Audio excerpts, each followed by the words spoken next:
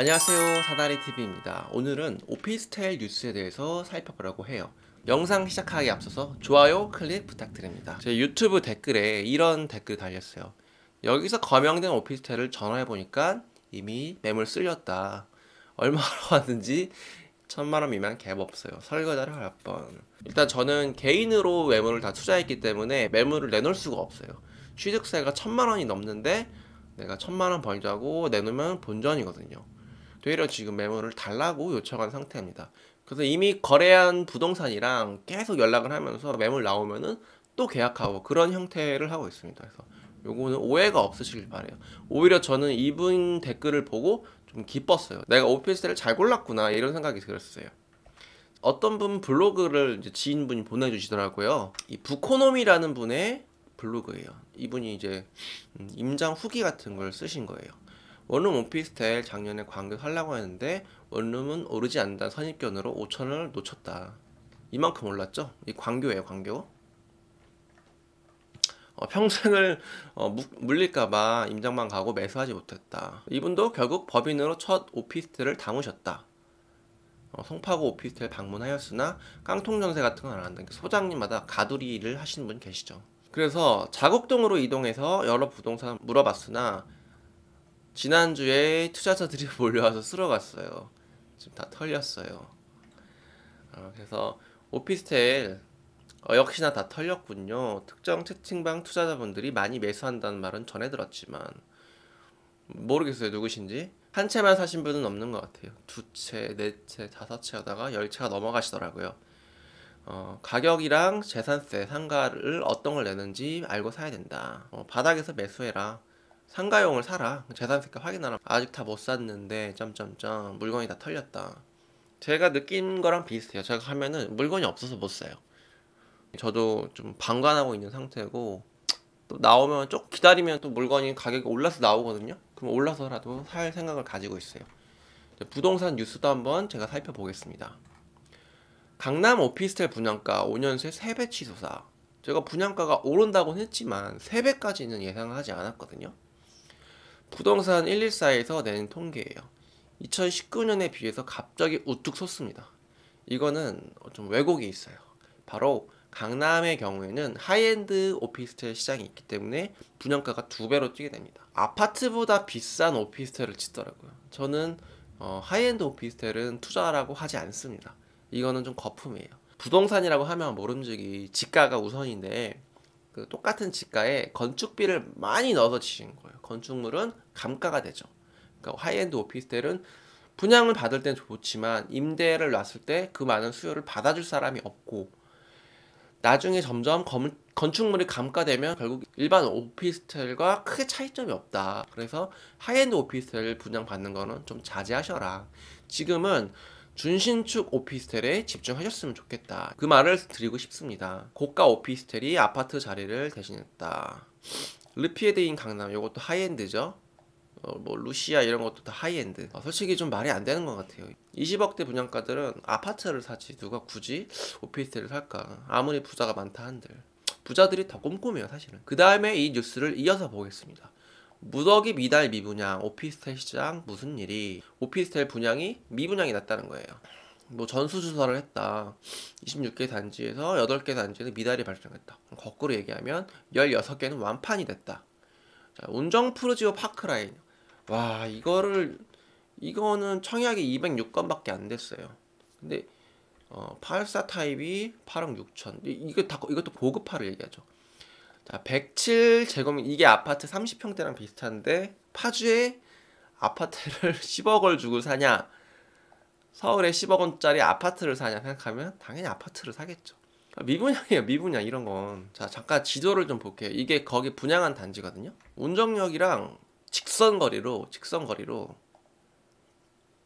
1km가 넘어요. 직선거리로 1km 넘어. 이거 도보권도 아니고 아파트인데 뭐 주변에 아무것도 없고 지하철도 이렇게 멀리 있는데 서울의 외곽도 아니고 경기도에서도 외곽입니다.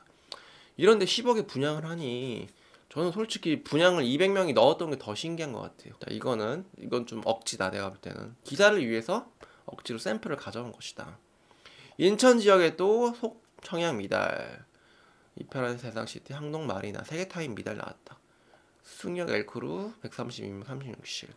엘크루 서초. 여기 강남인데 왜 미분양이 났을까? 그래서 제가 신기해서 찾아봤어요. 왜 미분양이었지? 엘크루 서초 분양가는 19 전용 제곱미터가 5억 원대. 40 전용 제곱미터가 11억 원대. 자, 10억이면은 서울에 아파트 하나 사죠. 근데 전용 19면은 원룸 중에서도 작은 건데 그게 5억이에요. 그거면은 저 금천구하면 세 채 사요. 나는 누가 분양 받은 게 더 신기한데 300개 중에 200명이 신청한 게 더 신기합니다. 이런 거를 기사에 가져오니까 좀 억지다. 제가 볼 때는 같은 시기에 나온 뉴스. 오피스텔 공급 12년 내 최저. 청약 열기 이어간다. 입주 물량 줄어든다. 이거 부동산 114에서 오피스텔 통계를 많이 제공하거든요. 입주 물량이 줄어드는 건 제가 맞다고 말씀드렸죠. 특히나 서울. 오피스텔 청약 후끈. 이게 뭐야? 방금 전에 청약 미달났다 그랬는데. 공급 감소가 예상되면서 오피스텔 청약 경쟁률은 아파트와 달리 올해 더 뜨겁다. 청약홈에서 확인한 결과 경쟁률 평균으로 봤을 때는 10대 1 정도 된다. 그러니까 앞에 말한 거는 하이엔드를 가지고 미분양이 난 걸 얘기한 거고 이거는 평균을 가지고 얘기한 거죠. 그나마 이게 조금 더 믿을만한 것 같아요. 1억 이하 투자처 어디 없나? 오피스텔 경매에 인파 몰렸다. 제가 매주 오피스텔 경매 입찰하러 가거든요. 가면은 점점 입찰자가 늘어나고 입찰 가격이 높아지는 게 느껴져요. 옛날에는 한두 명 입찰했다면 지금은 최소 8명, 10명 입찰합니다. 원룸 오피스텔이. 인천 강석동 오피스텔 응찰자 53명 몰려. 1명이 몰렸다. 그래서 감정가보다 뭐 높게 낙찰됐다. 사람들이 공시 1억이라든가 빌라 같은데 입찰을 좀 많이 하는 편입니다. 주택수 배제된 규제 하나 기대감, 오피스텔 투자 수요 꿈틀. 용산 더 센트럴 같은 경우에는 이건 아파텔이죠. 이 13억 5천만 원으로 2억 7천만 원이 올랐다. 이건 아파텔이니까 아파트랑 흐름을 같이 합니다. 제가 말씀드리는 거는 원룸 오피스텔이에요. 아파텔은 KF94랑 KF80 마스크와의 관계랑 똑같습니다. 모두들 KF94를 구하기 어려울 때는 KF80 마스크도 완판이 됐었어요. 근데 KF94 마스크 가격이 떨어지니까 아무도 80 마스크를 찾지 않습니다. 마찬가지로 아파트가 떨어지면 아파트들도 같이 고꾸라질 가능성도 있습니다. 청약 경쟁도 치열해질 것으로 보인다. 이러한 분위기는 당분간 유지될 것. 이게 참 웃긴 게 말이 다 달라요. 같은 통계를 놓고도 해석하는 게 달라요. 좀 조심해야 될 거는 이런 기사에 보면 끝에 꼭 이런 홍보가 나와요. 힐스테이트 장안 라보니타를 분양할 예정이다. 이편한 세상 시티 고색을 분양할 예정이다. 그러니까 광고성 기사도 있다는 거예요. 여러분들이 기사를 보고 이 기사가 의도를 가지고 쓰여졌는지 그냥 현상을 전달하는 건지 한번 잘 생각을 해보셔야 돼요. 그리고 제가 유튜브에 오피스텔이라고 검색을 해봤어요. 자, 부룡님이 최근에 10일 전이죠. 오피스텔 투자 앞으로 이렇게 됩니다. 아파텔, 중대형의 오피스텔의 인기가 점점 떨어지고 원룸 오피스텔이 너무 저평가다. 그래서 하나쯤 사는 건 손해볼 게 없다라는 내용의 영상이에요. 부룡님은 아파트 투자 쪽에서 유명하신 오래되신 분이고 저는 이분 생각에 100% 동의해요. 아파텔은 아파트의 대체제니까 아파트가 떨어지면 같이 떨어집니다. 원룸 오피스텔은 그 결이 달라요. 애초에 수요층이 달라요. 제 영상이 이렇게 바로 나오더라고요. 이건 이제 세금 관련된 얘기고 요건 3일 전에 규제 완화 기대감도 수요 여전. 이상해요. 이게 똑같은 시기인데도 어디는 찬바람이다. 대출 규제다. 그러니까 오피스텔도 소형 오피스텔이냐 아파텔이냐에 따라서 이렇게 기사가 달라지는 것 같아요.